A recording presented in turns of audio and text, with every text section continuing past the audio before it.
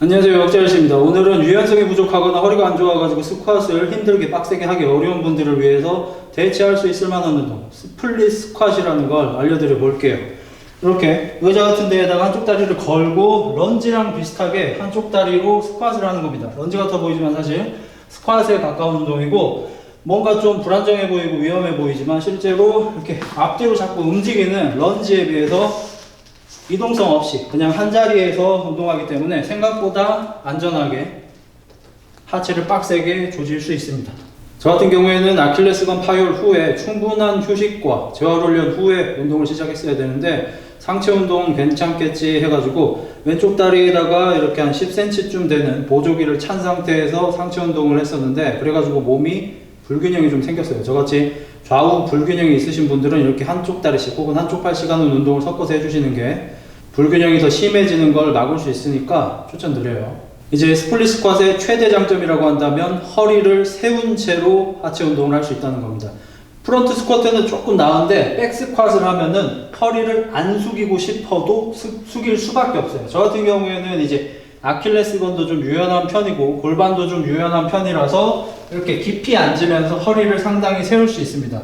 그래서 저는 선천적으로도 무릎은 좀 튼튼하고 허리는 좀 약해요. 많은 동양인 분들이 허리가 길고 가늘어서 허리가 좀 약하거든요. 그래서 하이바 스쿼트를 하는 게 더 저한테는 안전합니다.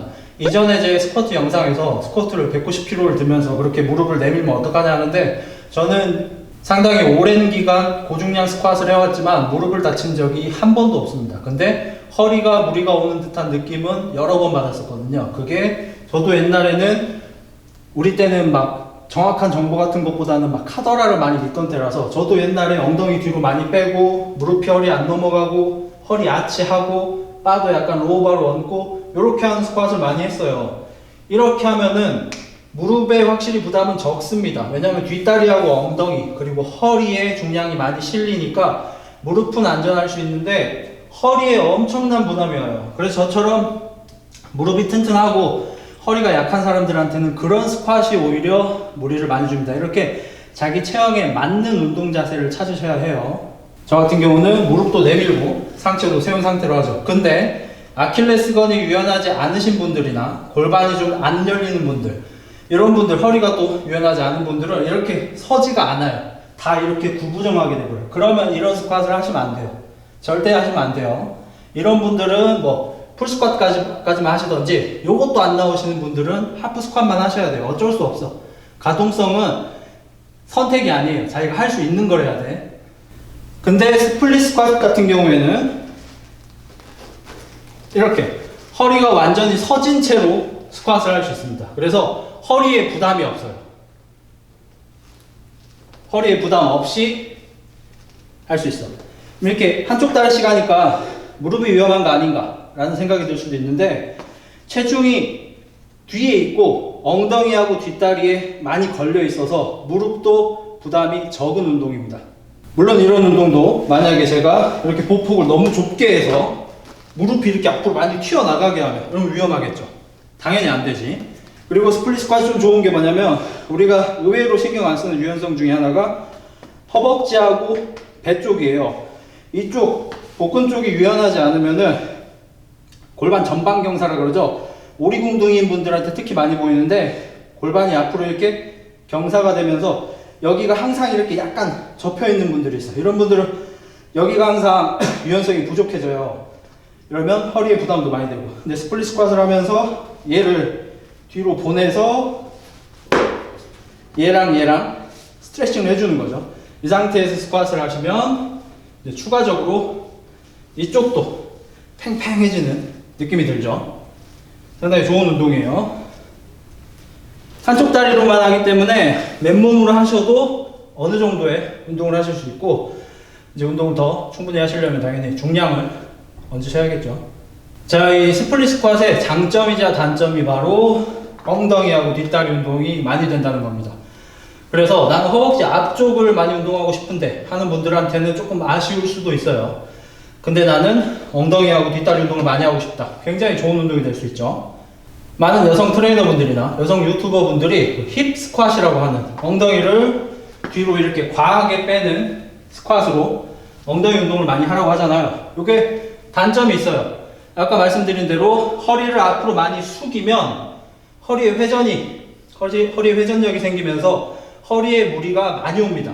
그래서 이런 스쿼트를 자꾸 하라는 분들은 중량 스쿼트를 안 해본 분들이에요. 이 자세로 중량 2면 바로 앞으로 꼬꾸라지거나 그렇지 않더라도 허리에 큰 부담이 와요. 그래서 힙 스쿼트라고 하는 거는 낮은 강도로 할 수밖에 없는 스쿼트입니다.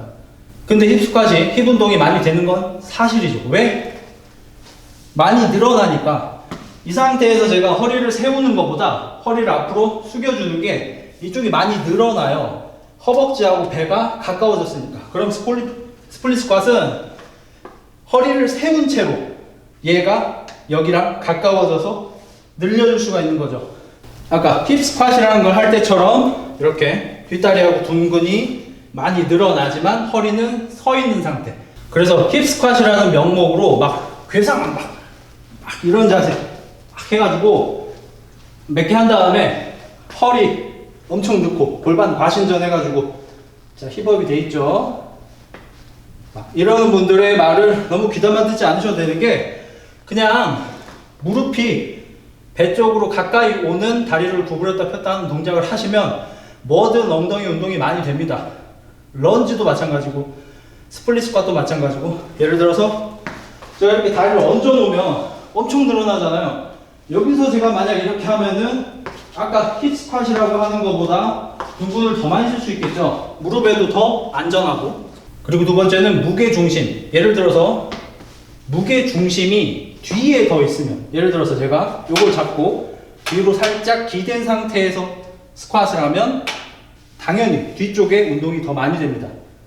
예를 들어서 추천드리진 않지만 CC 스쿼트라는 거 마찬가지 아무데나 잡고 체중을 오히려 뒤꿈치가 아니라 발가락 쪽에 두고 이렇게 앉았다 섰다 하면 뒤는 거의 안 먹고 허벅지만 엄청 먹어요. 옛날에 레그 익스텐션 기구가 없을 때 하던 거예요. 무릎에 많이 안 좋으니까 하지 마시고. 그래서 기본적으로는 발바닥 전체의 체중을 고루 분산시키는 게 가장 좋고요. 내가 뒷근육을 좀 더 먹이고 싶다. 뒤꿈치 쪽에 좀 더 주셔도 돼요.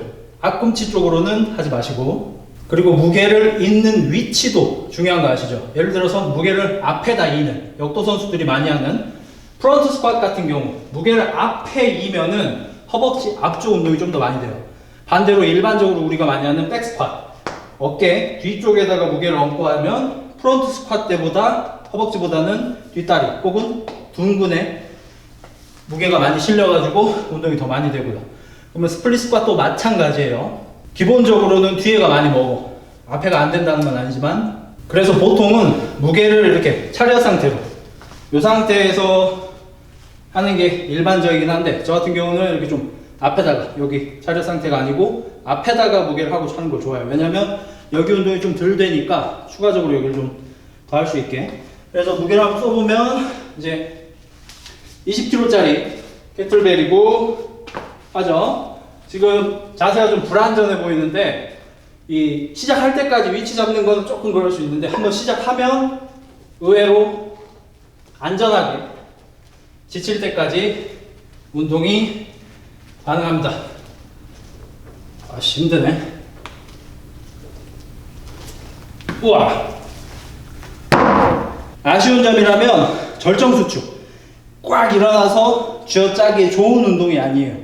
이완이 많이 돼서 너무 좋긴 한데 절정수축을 하기가 좀 힘든 운동. 그래서 같이 하면 좋은 게 둔근을 좀 짜주는 운동. 예를 들어서 스쿼트를 하더라도 서서 꽉 짜주는 거. 짤 때 절대로 하지 말아야 될 거. 다리하고 척추가 일자 상태보다 더 나가면 안 돼요. 무조건 여기가 끝. 그래서 완전하게 이완해주고 풀까지 내려가야지 둔근이 많이 이완되죠. 이 위에서만 깔짝 떼시면 안 돼요. 여기만 말이네. 갔다가 꽉 짜주는 거죠. 근데 스쿼트도 힙을 짜기에 그렇게 좋은 운동은 아니죠. 스플릿보다 좀 낫지만 더 좋은 거 뭐?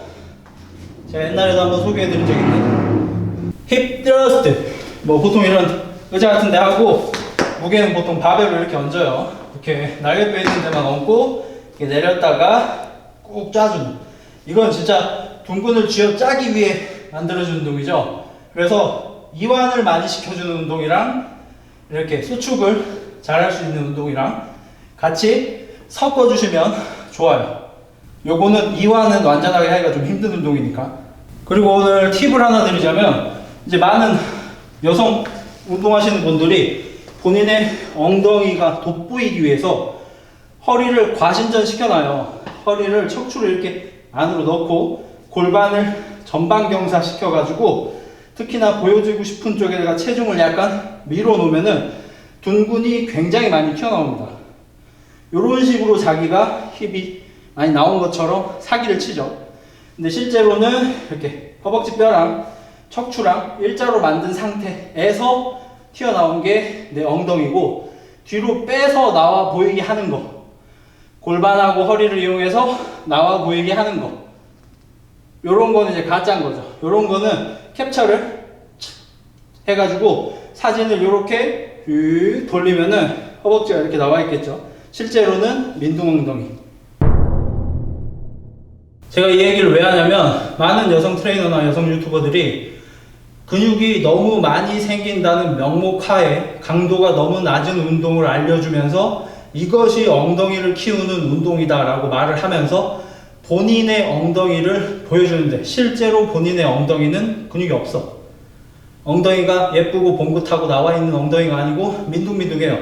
그래서 나와 있는 것처럼 사기를 치기 위해서 그렇게 합니다. 왜냐하면 실제로 둔근을 크게 키우는 건 굉장히 어렵거든요.